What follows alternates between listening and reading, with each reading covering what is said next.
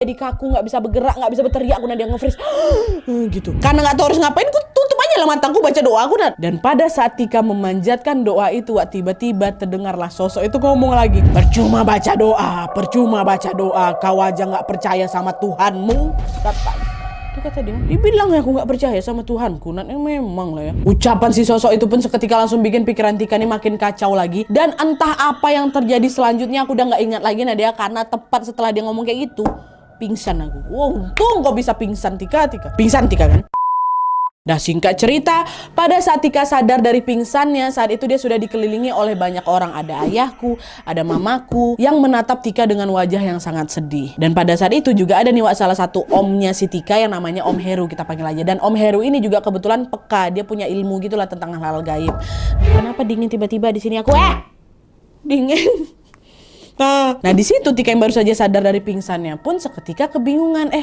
Ini ada apa? Kenapa kok rame-rame gitu? Akhirnya dengan suara yang lembut, mamanya jawab, kakak yang tenang ya nak. Mama akan membawa kakak pulang. Saya pulang ke Manokwari. Tadi mama sudah minta maaf dengan perempuan itu, kata si mama. Nah ucapan mama tuh langsung bikin si Tika ini bingung lah kan.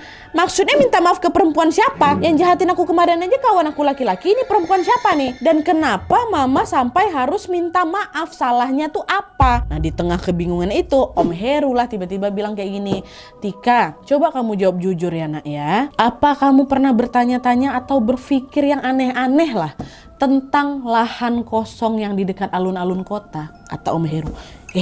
Kok tiba-tiba nanya ke sana pula? Nah ditanya kayak gitu, udahlah langsung lah ingatan aku tertuju ke hari dimana pada saat sore hari itu loh dia sama sepupunya pergi ke alun-alun kan. Lalu dengan perasaan yang kaget barulah Tika bilang, oh iya om, astaga aku baru ingat. Iya om, pernah waktu itu aku sama sepupu yang lain memang pergi main nih ke alun-alun kota. Nah pas di perjalanan aku penasaran sama lahan kosong yang ada di pinggir jalan besar tuh om. Aku sempat nanya sama Kak Mei soal lahan itu, tapi anehnya Kak Mei ini malah nyuruh aku buat nggak usah nanya macam-macam om. Dan ternyata karena Kak Mei nggak jawab pertanyaannya si Tika ini, di dalam hatinya Tika di sepanjang jalan itu dia mikir terus tuh. Dia mikir, oh pasti ada sesuatu yang nggak beres nih sama lahan-lahan itu gitu loh. Kenapa nih? Pasti ada sesuatu nih. Dia berpikir terus dalam otaknya Memang iya Nadia, tapi kira sama aku penasaran aku. Orang pertanyaan simpel kayak gitu aja kenapa dijawabnya kayak gitu ya kan, makin kepo lah dia dalam hatinya. Nah setelah menyimak cerita dari Tika ini, barulah Om Heru bilang, alah pantes nak. Kamu tahu nggak, sosok perempuan yang datang menghantui kamu itulah sosok penunggu lahan tuh.